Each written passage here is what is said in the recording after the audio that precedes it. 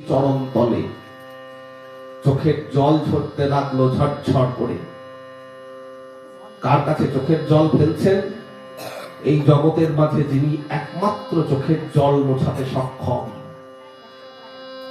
আমরা কেউ জগতের মাঝে চোখের জল মোছাতে পারি না। আমরা অভিনয় করি মাত্র, ছলনা করি মাত্র।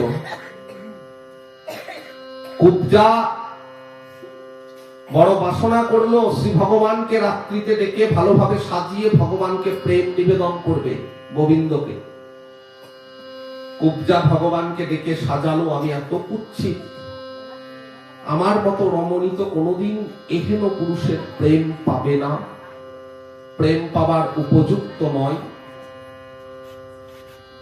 মনে মনে কুব্জা যখন দুঃখ করছেন, চোখের জল ফেলছেন, সেই চোখের জলের আরতি পৌঁছালো একমাত্র আরতিহারি মধুসূদন শ্রী গোবিন্দের কাছে। ভগবান সঙ্গে সঙ্গে কুব্জার সেবা গ্রহণ করলেন। কুব্জার প্রেমটা মুহূর্তের মধ্যে সার্থক হয়ে গেল।